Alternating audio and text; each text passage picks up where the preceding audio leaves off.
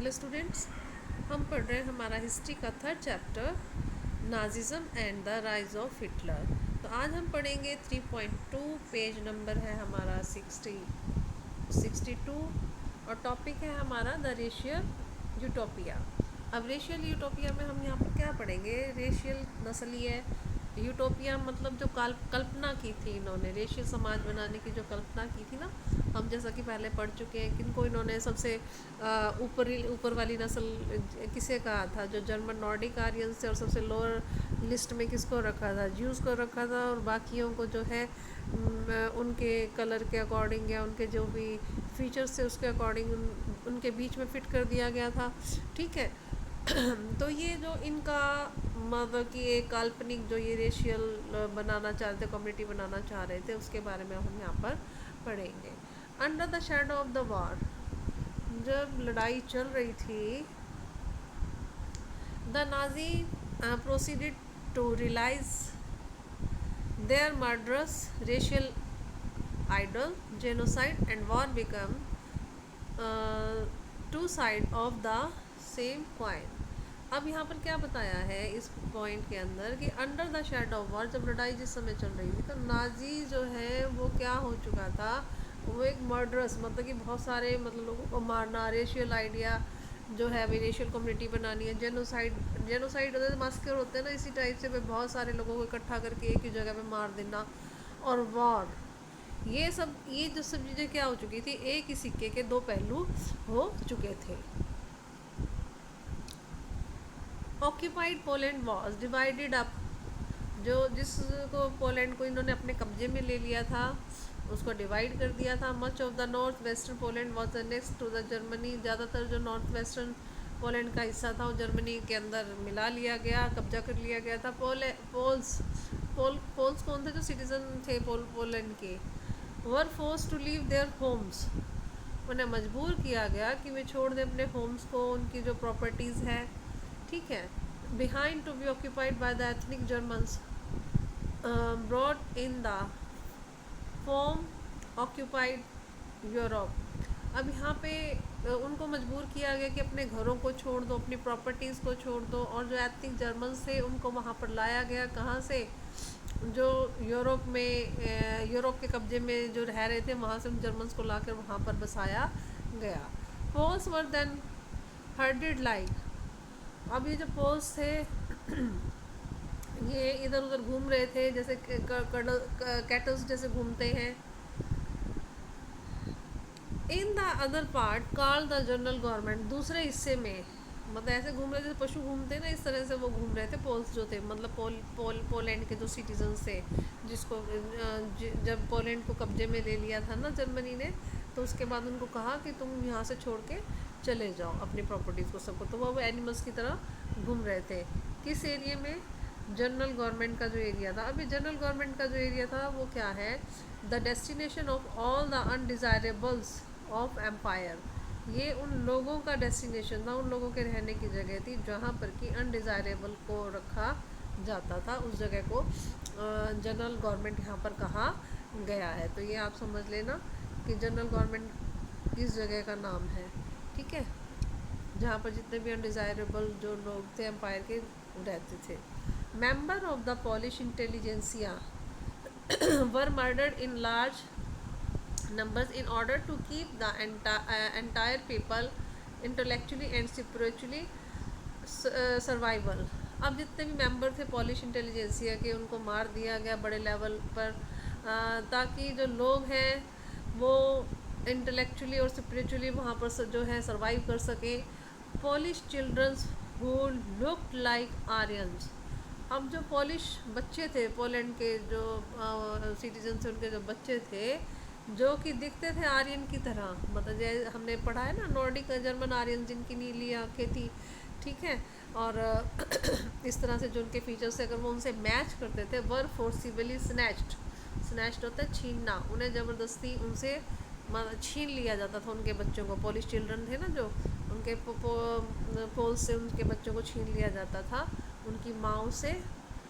And examine by the race experts, और जो race experts थे ना, जो रेस नस्ल की जो निरीक्षण करते थे भाई हाँ ये इसके फीचर्स जर्मन आर्यन से मिल रहे हैं या नहीं मिल रहे, तो वो उनके द्वारा एग्जामिन उनको किया जाता था। If they passed the race test, अगर वो रेस टेस्ट को पास कर लेते थे, वो बच्चों की बात कर रहे हैं यहाँ पर, पोल्स के जो बच्चे थे, ठीक है, they were raised in German families, तो उनको क्या करते थे कि जो जर्मन फैमिलीज होती थी ना उनको दे देते थे भाई तुम अब इनको पाल पोस के बड़ा करो। क्यों? क्योंकि ये नॉर्डिक जर्मन आर्यर्स की तरह है या उनके जैसे इसके फीचर्स हैं, ठीक है। मतलब उनके उनके पेरेंट्स के पास नहीं रहने देते, तब भी ये जर्मन फैमिलीज को ही उनको छीन कर देते थे। अगर अब आगे क्या बात बताई गई यहाँ पर, इफ़ नॉट, अगर वो टेस्ट को पास नहीं करते थे, they were deposited in offences where most perished. अब उनको फिर कहाँ पर रखा जाता था? ऑफेंसेस जो थे ना, ऑर्फेंस जो हाउस जो होते हैं वहाँ पर रखा जाता था, जहाँ पर कि ज़्यादातर ख़त्म हो जाते थे। with some of the largest ghettos and gas chambers, क्या होता था जो बड़े बड़े घैटोज को मैं पहले भी बता चुकी हूँ आपको लास्ट वीडियोस के अंदर। घैटोज क्या होते थे? जहाँ पर कि ज्यूस रहते थे, ज्यूस के रहने की जगह को घैटो कहा जाता था, जो अलग इलाका होता था उस इलाके को घैटोज कहा जाता था। या फिर जो गैस चैम्बर्स होते थे, या फिर जो जनरल गवर्नमेंट के जो एरिया से यहाँ पे हमने ऊपर पढ़ा है, जहाँ पे अनडिज़ायरेबल जो एम्पायर के लोग होते थे वो रहते थे, तो इन जगहों पर जो है, या फिर ये सब जगह जो थी किलिंग फील्ड्स बनी थी ज्यूस के लिए, मतलब ज्यूस को यहाँ पर मार दिया जाता था इन जगहों पर, ठीक है।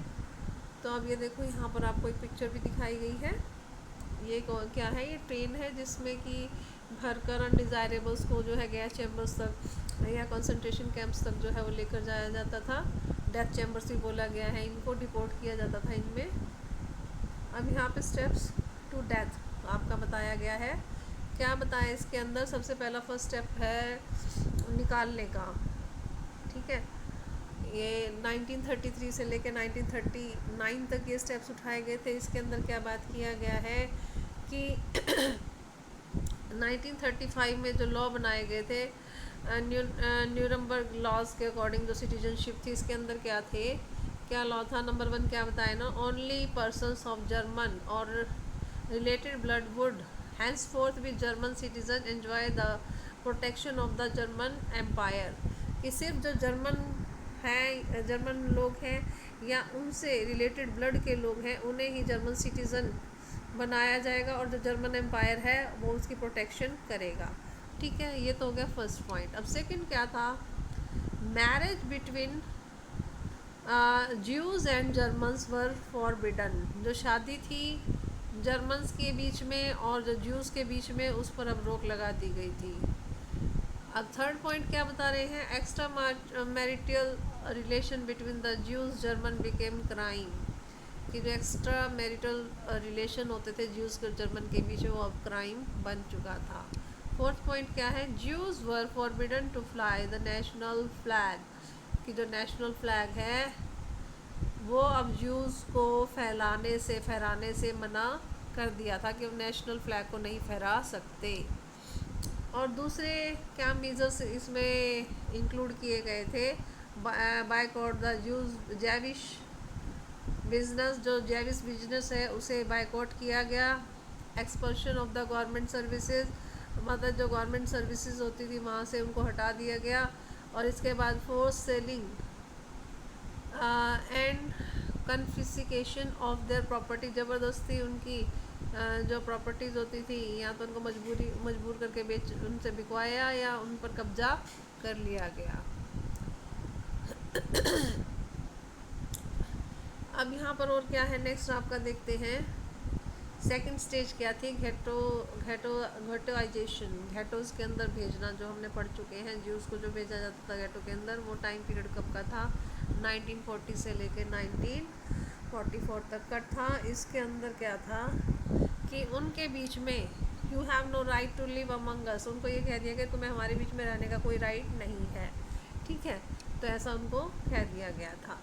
अब सितंबर 1941 में जितने भी ज्यूस थे उनको एक येलो स्टार, जो कि एक मतलब कि येलो स्टार ऑफ डेविड, कोई जैसे मार्क्स हो जाता है ना, कुछ भी ऐसा निशान सा, वो उनको उनके ब्रेस्ट के ऊपर जो है लगा दिया जाता था, भाई हाँ तो ये ज्यूज़ है, इनकी पहचान भाई ज्यूज़ की है, उनके उनकी पहचान बनाने के लिए। और जो उनके पासपोर्ट वगैरह होते थे उन पर भी उनको लगा दिया जाता था, उनके घरों पर लगा दिया जाता था, उनके जितने भी लीगल डॉक्यूमेंट्स होते थे उन पर लगा दिया जाता था।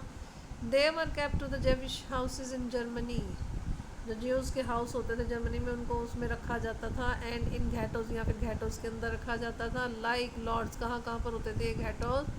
लॉर्ड्स के अंदर, वार्सा ईस्ट के अंदर, ये जगह के नाम दिए गए जहाँ पर इनके घैटोज होते थे।